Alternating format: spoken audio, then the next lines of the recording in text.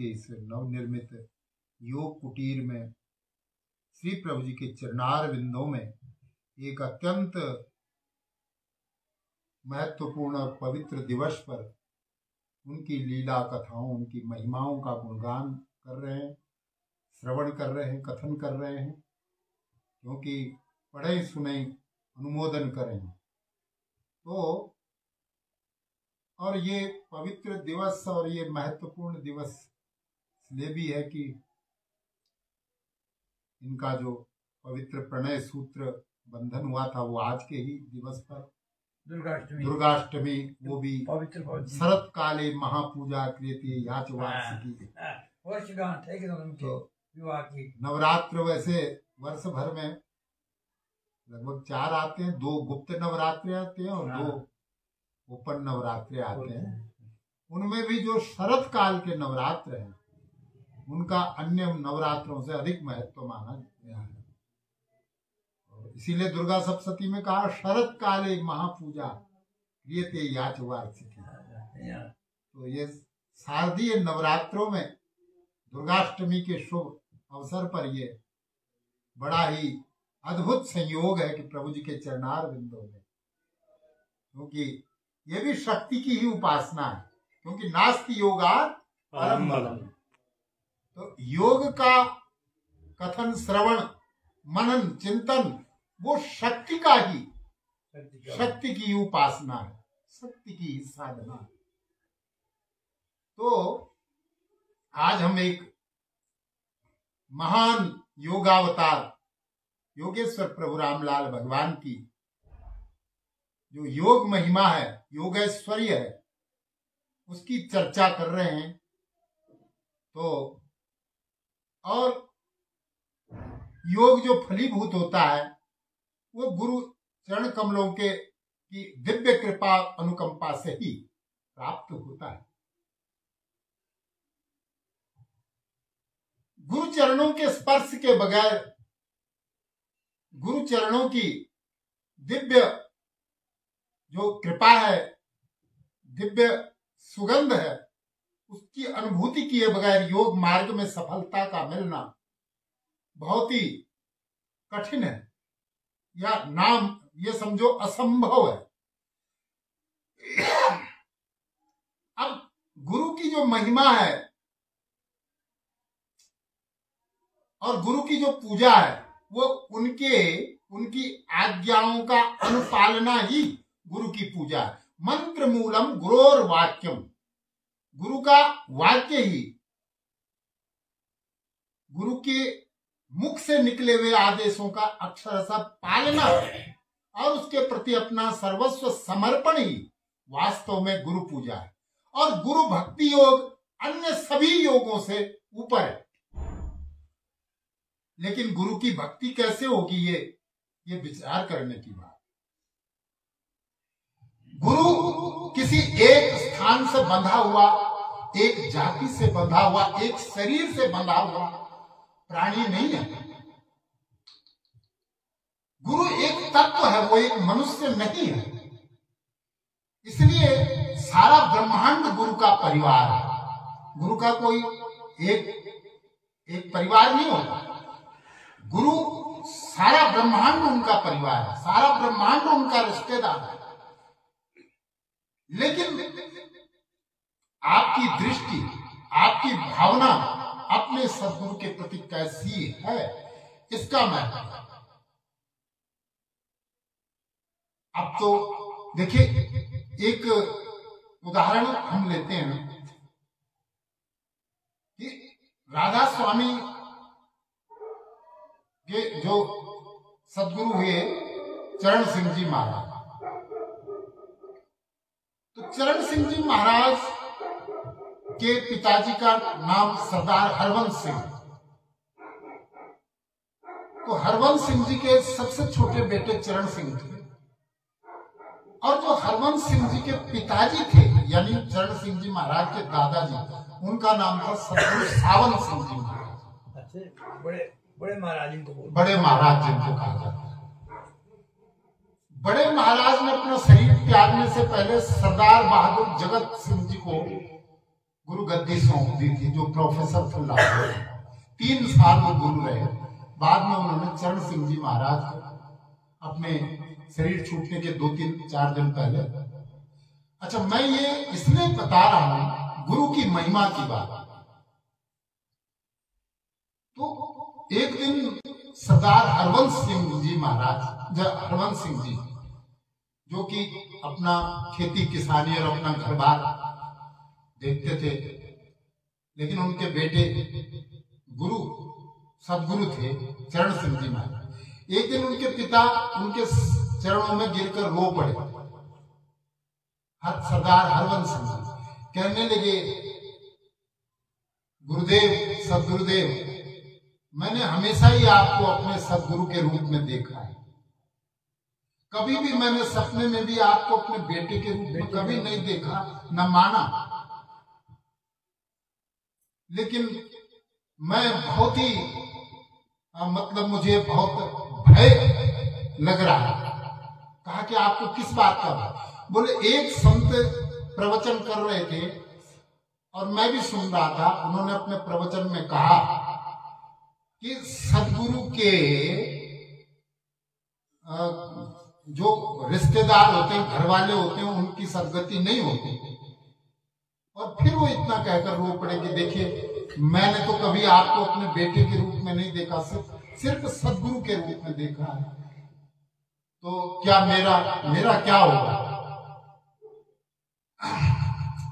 तो चरण सिंह जी महाराज ने कहा कि देखिए, पहली बात तो ये है कि आप तो बड़े महाराज से दीक्षित हैं, उनके शिष्य हैं। आप तो बड़े महाराज के शिष्य हैं, उनसे आपको दीक्षा प्राप्त हुई है। दूसरी बात यह है कि उन संत ने जो कहा उसे आप समझ लें ठीक से। उन संत के कहने का मतलब ये था कि जो सदगुरु के रिश्तेदार होते हैं, वो कोई उन्हें अपना चाचा, कोई ताऊ, कोई पिता, कोई मामा इस रूप में भी देते हैं, लेकिन जो शिष्य है वो उन्हें साक्षात पार ब्रह्म के रूप में देख रहा है। और जाती रही भावना जैसी प्रभु मूर्त देखी दिल कैसे, क्योंकि भावना से ही भक्ति बनती है और भक्ति से ही मुक्ति होती है। तो जो अच्छा, फिर फर्क एक और है, जो रिश्तेदार हैं, चाहे वो अपनी संतानें हैं या कोई, वो शरीर से पैदा होते हैं, और जो शिष्य हैं वो आत्मा से पैदा होते हैं। हम भी सदगुरु की संतान हैं, लेकिन आत्मा से, उनके विचारों से प्रभावित होकर, उनके ज्ञान से प्रभावित होकर। उनके विचार पुत्र है, उनके ज्ञान पुत्र है, उनके शरीर के पुत्र नहीं है। शरीर से अज्ञान पैदा होता है, आत्मा से ज्ञान पैदा होता है। इसीलिए यही कारण है। अब ठीक है कि संसार में कई घटनाएं घटती हैं, लेकिन ये देखा गया कि अपने विचार पुत्रों को गुरुओं ने जो है अपने ज्ञान का अधिकारी बनाया। आपकी जो आपका जो व्यवहार है, आपकी जो स्थिति है, वो आपके गुरु का पता बता देगी, आपके गुरु का व्यक्तित्व प्रकट करेगी। जैसे आत्मा वही जायते पुत्र। हमारी मैक्सिमम ये होता है कि जो औरत संतान होती है, वो अपने माँ बापों की ही एक्टिविटी पर ज्यादा 99% जाती है। उसकी आदतें, उसकी एक्टिविटी। हमारी भक्ति कितनी है, वो हमारी एक्टिविटी बतला देगी कि अपने गुरु का जो स्वभाव है वो हमें कितना आ पाया है। क्या गुरु की जैसी करुणा, क्या गुरु का जैसा प्यार, क्या गुरु की जैसी सेवा, क्या गुरु का जैसा व्यक्तित्व, क्या हमने कहीं कितना आ पाया है, वो उससे पता चलेगा कि हमने जीवन में गुरु को कितना उतारा है, कितना अपनाया। दूसरी बात है कि गुरु के मुख से जो निकल गया उसको मानना चाहिए, उसको मानना चाहिए जो गुरु के मुख से निकल गया। अगर गुरु ने कुछ कहा है तो फिर उस पर 3-5 नहीं होना चाहिए। हम ऐसा कोई काम न करें कि गुरु के मुख से कोई बात निकल गई और हम गुरु को उस बात से पीछे हटने के लिए मजबूर करें।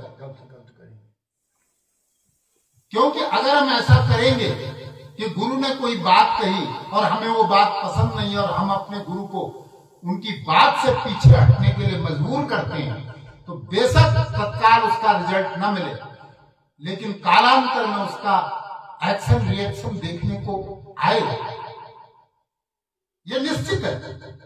क्योंकि शरीरों में जब शरीर से आत्मा मुक्त होती है तो उसकी ताकत लाखों गुना ज्यादा व्यापक हो जाती है। और जैसे अणु और परमाणु होते हैं तो अणु परमाणुओं की शक्ति बड़े बड़े पहाड़ों से करोड़ों गुना ज्यादा बढ़कर के होती है। परमाणु जो है वो अत्यधिक सूक्ष्म होता है। और हम सोचते हैं कि भाई कोई हमारा काम बन गया, लाभ हो गया, नौकरी मिल गई, बच्चा बेटा पैदा हो गया, कुछ हम कहें ये तो प्रभु की कृपा होगी। ये भौतिक संपदाएं प्रभु की कृपा नहीं है। भौतिक जो उन्नतियां हैं या भौतिक सफलताएं ये आपके किए हुए कर्मों के परिणाम है, ये कृपा के परिणाम नहीं है। ठीक है, लेकिन प्रभु की कृपा करुणा तो तभी मानी जाएगी जब हम में काम, क्रोध, मद, लोभ, मोह, मत्सर इनमें कमी आएगी, भक्ति में वृद्धि होगी। हमारी कहते हैं योगी के शरीर से गंध सुगंध निकलती है जो वातावरण को पवित्र बनाती है। इस तरह का तो अब भगवान कृष्ण का उदाहरण लो। देखिए सत्य हरिश्चंद्र का उदाहरण, सपने में विश्वामित्र आए और दान मांग लिया सारा राज्य, साथ में 2.5 भार सोने स्वर्ण का 2.5 मन सोना मांग लिया दक्षिणा में। और सपने में जो है ये सब हुआ। अब सुबह हरिश्चंद्र की नींद खुली, सत्य हरिश्चंद्र सोचा ये क्या हो गया भाई है? कौन मैंने सपने में देखा होगा क्या? और सचमुच में विश्वामित्र आ गए और कहा कि तुझे शर्म नहीं आती, अभी तक बैठा हुआ है सोने के सिंहासन, मुझे दान कर चुका है, तुम भूल गया? तो हरिश्चंद्र जी ने कहा कि जी मैं तो बहुत ही बेचैन था, मेरा सौभाग्य कि आप आ गए सपने में, मैं तो सोच रहा था कि ये कौन होंगे जिनको मैंने दान किया। बोले उतरिए, मेरी कुर्सी है, ये राज्य। और बोले 2.5 भार सोना भी कहा था। तो एकदम खजानची को बुलाया कि 2.5, अरे कहते हैं तेरे बाप का है तो मेरा हो गया, खजाना तो अब मेरा है, संकल्प हो चुका है। राज्य का मतलब क्या है कि खजाना भी मेरा, सब मेरा, और तू कह रहा है कि खजाने तो 2.5 भार। तो अगर तेने सपने में भी कोई वचन दिया है या कोई दान किया तो सपने में दिया हुआ वचन भी झूठा नहीं हो सकता, तो सत्य हरिश्चंद्र है। तो आगे की कथा आप जानते ही हैं कि कैसे क्या। मेरे कहने का मतलब कि महापुरुषों का जो वाक्य होता है, मंत्र मूलम गुरोर वाक्य में भगवान कृष्ण की कथा आती है। भगवान कृष्ण दुनिया के रक्षक है, पर जहां कर्मों का परिणाम होता है उसको भी भगवान भोगने का अवसर देते हैं, वहां बाधक नहीं बनते। प्रकृति का जो विधि का विधान है उसमें योगी और संत बाधक नहीं बनते। इसीलिए प्रभु जी ने वहां चमत्कार दिखाने पर गोपालानंद को सजा दी और ऋषिकेश में पारसनाथ को फटकार लगाई जब बारिश को बंद करके धूप आ गई थी। तो कृष्ण भगवान कौरवों के, पांडवों के सगे रिश्तेदार थे, पर उनके कर्मों के बीच में कृष्ण जो है वो दीवार नहीं बन रहा। बाधक नहीं बने, उन्हें भोगने के लिए उनको स्वतंत्र छोड़ा कि तुम्हें भोगने पड़ेंगे कर्मों का। और इसके बाद यही नहीं, उनके घर वालों के आचरण जब बिगड़ गए, यादवों के, द्वारका के यादवों के, तो कृष्ण के देखते देखते सारी द्वारका, उनके नाती पोते सबका नाश हो गया कृष्ण के, और कृष्ण ने किसी की रक्षा नहीं की, क्योंकि पार ब्रह्म, गुरु भी पार ब्रह्म का ही रूप है और कर्म का फलदाता भी वही है। इसने कहा कि कर्मण्येवाधिकारस्ते मा फलेषु कदाचन, कर्म पर तेरा अधिकार है, पर फल पर नहीं। ठीक है, आप बगीचों को साल भर कितना ही खाद पानी देते रहिए, लेकिन फल लगेंगे कि नहीं, ये परमात्मा पर, आप पर नहीं है। आप परीक्षा की तैयारी करिए, बड़े बड़े कंपटीशनों की, पास होना ना होना उसके हाथ में, आपके हाथ में नहीं है। आप दिन रात एक पैर पर खड़ा होकर पढ़ाई करिए, रिजल्ट उसके हाथ में, आपके हाथ में नहीं है। आप एक पैर पर खड़े रह करके पढ़ाई कीजिए दिन भी रात में, लेकिन रिजल्ट का दावा आप नहीं कर सकते।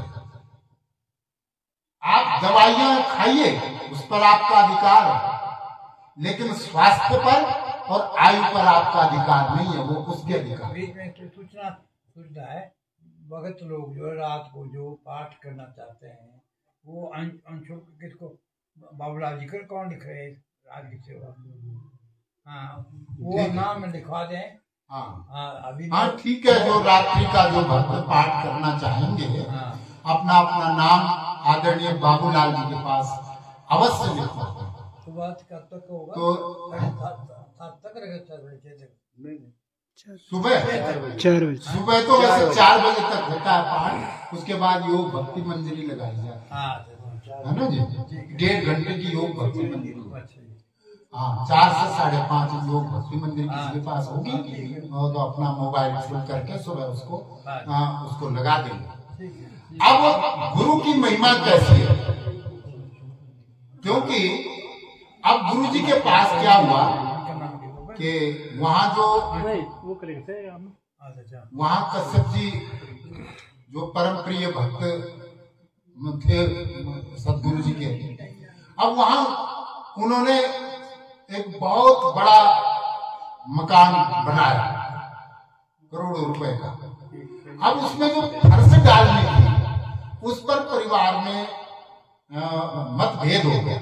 कुछ ने कहा कि जी हम टाइलें लगाएंगे, कुछ ने कहा हम पत्थर बिछाएंगे, पत्थर।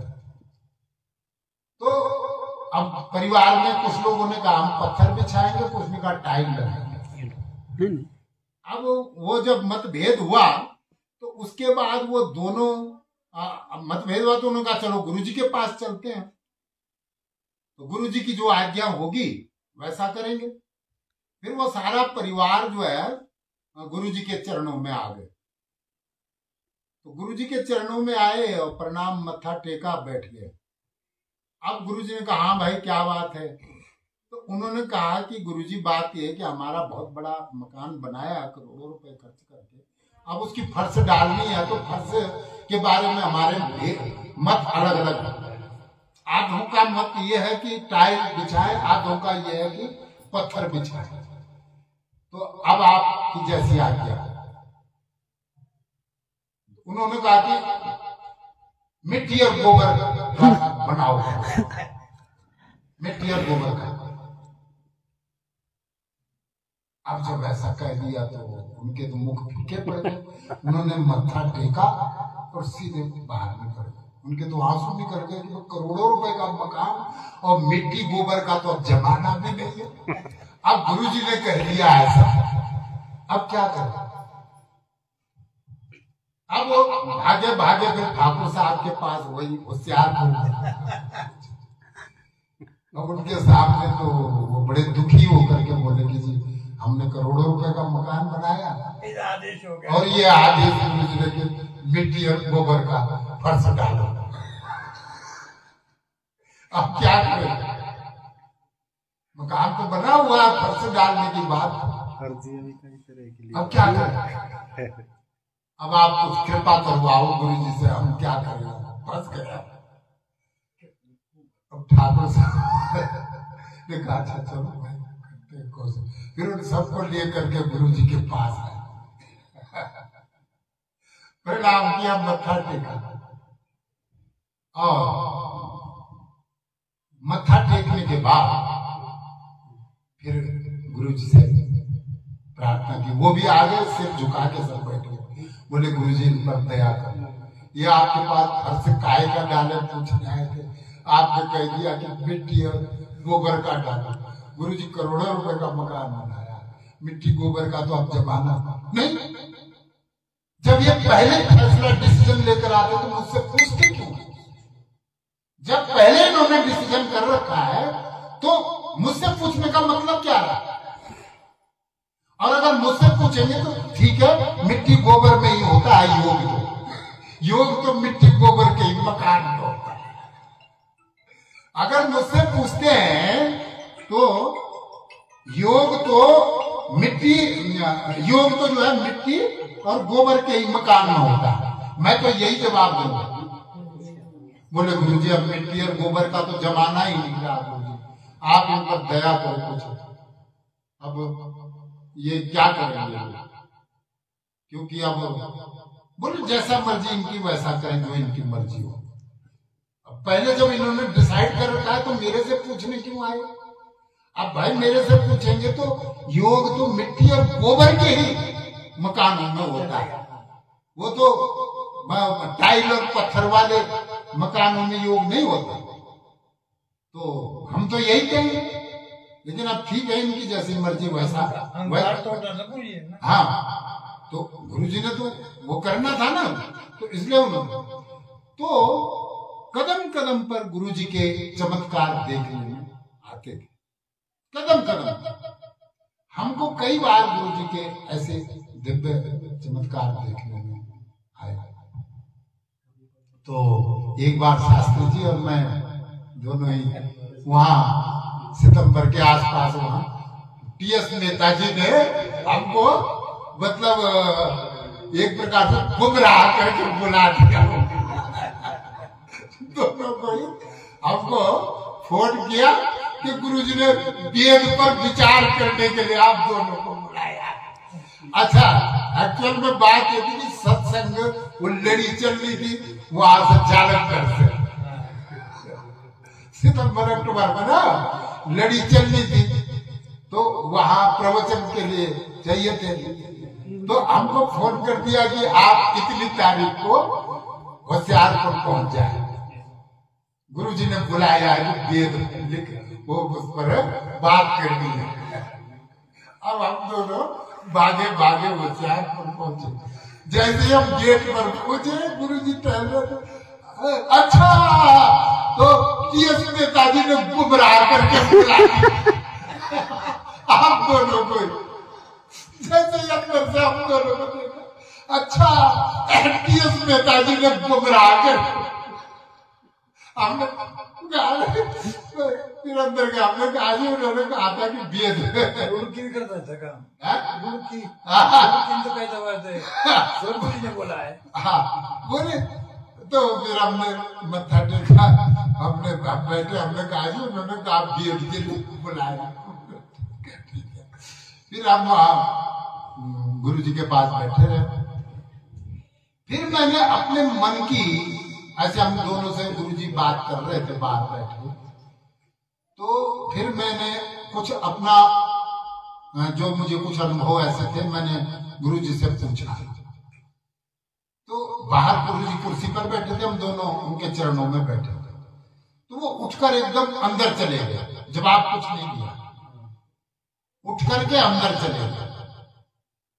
तो मैंने शास्त्री जी से पूछा, मैंने कहा गुरु जी ने कोई जवाब नहीं दिया और चुपचाप उठ करके अपने कमरे में चले गए, क्या बात है? इन्होंने कहा कि आपने प्रश्न ऐसा पूछा है कि उसका जवाब सबके सामने नहीं दिया जा सकता, आप अंदर जाइए और उनसे जवाब मांगिए। फिर मैं दबे कदम अंदर चला गया। तो वो थोड़ा लेट गए थे, मैंने मत्था टेका तो तुरंत बैठ गया गुरुजी। फिर मैंने अपना प्रश्न दोहराया कि गुरुजी मुझे मेरी ये शंकाएं हैं, मेरे कुछ ऐसे अनुभव हो। खैर गुरुजी ने उस पर कुछ बातें बताई मुझे रहस्य की, और उन रहस्यों से अब पर्दा खुल रहा है। कुछ तो हालांकि उन्होंने बताया, मतलब योग पथ पर भी मेरी कहां तक यात्रा होगी ये भी उन्होंने वहां स्पष्ट किया। योग पथ पर मतलब उन्होंने बता दिया कि भाई कहां तक की यात्रा आपकी होगी, और जो अनुभव थे उनकी भी उन्होंने व्याख्या की। तो आज वो सारी बातें सामने दिखाई दे रही हैं, जो उन्होंने बताया था वो बिल्कुल उसी रूप में सब कुछ। और जो कुछ भी आज अगर कुछ भी जीवन में कुछ भी अगर उत्साह है या एनर्जी है, तो वो सदगुरु के उसी जो आज भी उनकी जो तरंगे महसूस हो रही है वातावरण, उसी का सारा नतीजा है। सब कुछ वही सामने आ रहा है। कुल मिलाकर के वही मैं बार बार कह रहा हूं कि मंत्र मूलम गुरोर वाक्यम। अगर आप ज्योतिष की दृष्टि से देखें तो प्रभु जी के बारे में जो भविष्यवाणी है, गुरु जी के जो जन्म कुंडली है उसके ग्रह और भी उच्च कोटि के। पंचम में उच्च का चंद्रमा और अन्य स्थानों पर भी उच्च के जो ग्रह है वो अपने आप में बड़े दिव्य है। तो ये सारी बातें आपके बाद में बताएंगे। हाँ, तो इस तरह से हम प्रभु जी में गुरु जी में विश्वास कर करके निरंतर गुरु के द्वारा प्रदर्शित पथ पर आगे बढ़ते हैं, और गुरु के ग्रंथों का आरोढ़न विलोडन करते हुए उसमें से जो तत्व है उसे खोजने और उसे निकालने का निरंतर प्रयत्न करते हुए चले। चरई वेति, चलने वाला ही पहुंचता है, चलने वाला ही पहुंचता है, ये वेद का वाक्य है। बोल श्री सच्चिदानंद महाप्रभु श्री रामलाल भगवान की जय।